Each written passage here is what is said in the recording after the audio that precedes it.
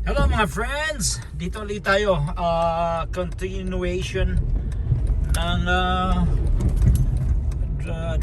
driving ng December 25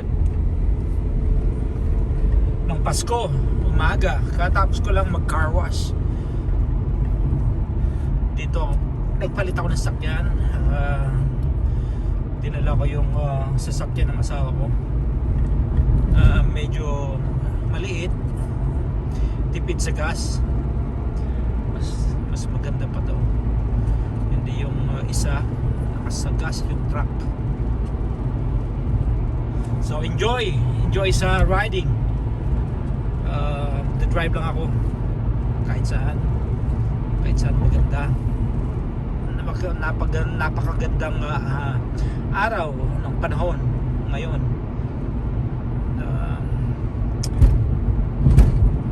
Morning. Ayan, dito tayo. Sige lang, enjoy lang. Enjoy watching. Kung may time kayo, please share, subscribe and share at like sa video ko. Maraming salamat. Ricky Ka-Vlog. Yan ang YouTube channel ko. Ricky Ka-Vlog.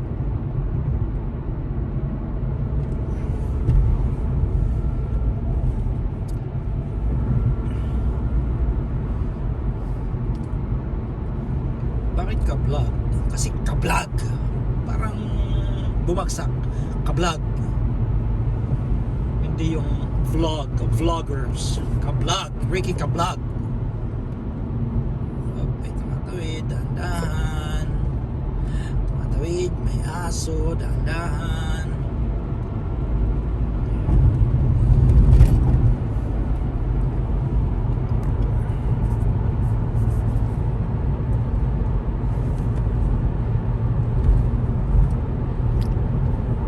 Napaka tahimik na umaga ngayon dito sa San Diego.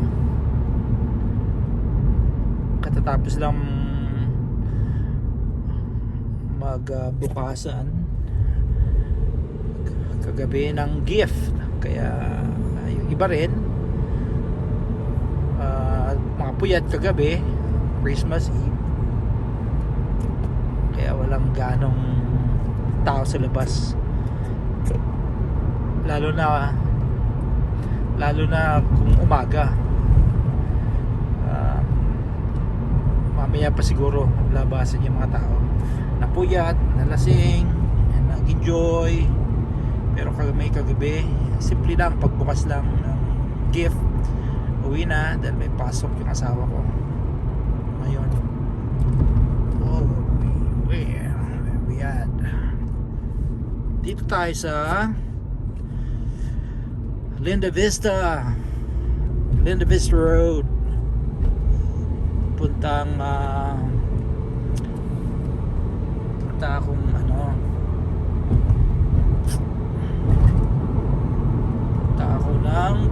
ng tawag dyan sa island na yan, Fiesta Island.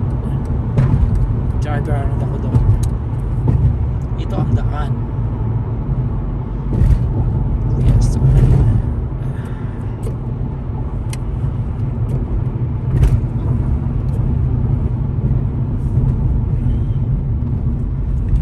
Gasolina pa rin ako nitong kotse ng asawa ko dahil empty. So nagastos ko mga $35 para sa full tank.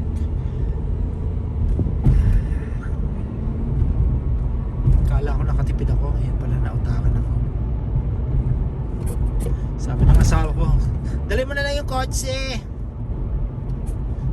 Naisip ko naman, tipid ako doon.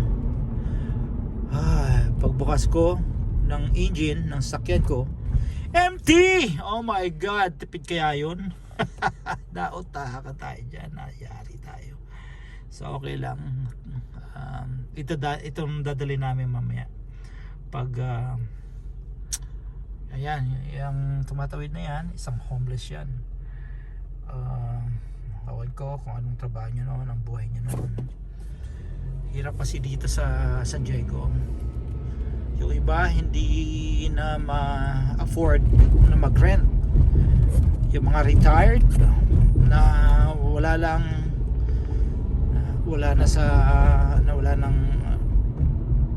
sa ayos ang buhay, hiwalay, nag-end up of homeless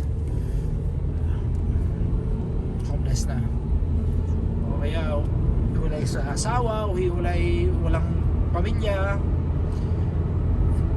walang mapuntahan, nagpe-pension pero kulang, nag-homeless na lang dito na lang sa labas. Ayan, katulad niya, maraming homeless. Sasakyan sila nakatira. 1,400 ba naman ang renta kada buwan sa San Diego? Well, anong gagawin mo doon kung 1,400? Yung pension mo 800 a month, kulang ha. Kung rent ka naman ng room o kaya ng space, 400. Tapos ang pension mo 800 a month. Yung iba may 1,000, pero kulang pa rin eh. Kaya kahit ako, dito na lang ako sa labas matulog, o kaya kung may kotse ka, sa kotse ka nalang matulog. Yun ang pinakabahay mo. Ang ngayon, saan ba yun? Dapat diretso ako. Oops, diretso. Yeah, dito ako sa Fiesta Island. Ngayon, kung sa kotse ka, paano ka matulog? Paano ka mag-shower? Magba-brush, toothbrush. Sa public restroom naman dito, merong tubig na libre. Yun nga lang, malamig. Pwede ka, pero malamig, walang hot water. Yung iba naman ayan, homeless. Oh, grabe. Dito tayo sa Fiesta Island. Kung ako maging homeless, kung ganun din lang naman ang sitwasyon ko, uwi na lang ako sa Pilipinas. Doon na lang ako maging homeless. At least yung perang matatanggap mo sa gobyerno, yung pension mo kung meron, malaki-laki pa rin kahit paano kaysa dito ka mag-stay sa Amerika. Kawawa ka lang.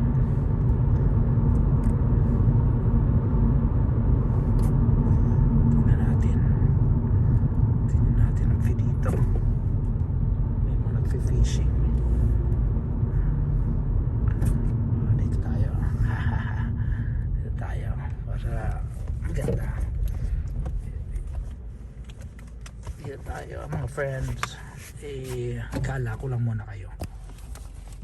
Sayang yung yan, shut down na sakyan. Yan, ito. Ayan, bagong car wash. Yung sasakyan ng asawa ko. Ay. Ayan. Malinis. I-spend ako ng at least $7 sa car wash.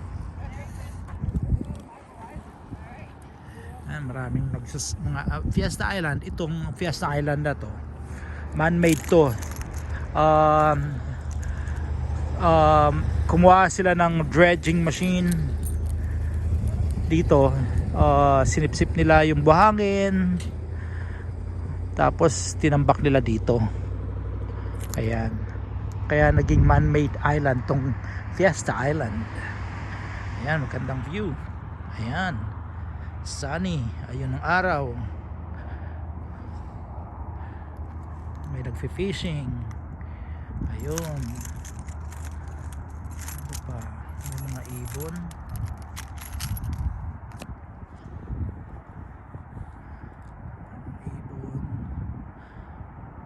Pwede dito mag-fishing pag Dati dito kami nagfi-fishing, may mga nahuhuli dito ano eh. May mga nahuhuling croaker, malalaki rin. Tapos halibut. Dito ako dati. Yung mga tropa dito rin nagfi-fishing eh. Bawat ko lang ngayon kung may huli. Ayan, nagsiset up sila ng kayak sila, kayak. Dito sila magla-lunch. Tapos ayan. Oh, ang daming ibon doon. May mga bait yata doon. Ang daming ibon. Ayun.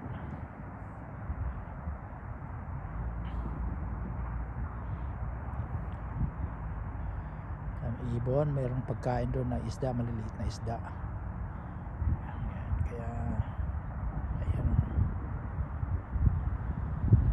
Talunan ng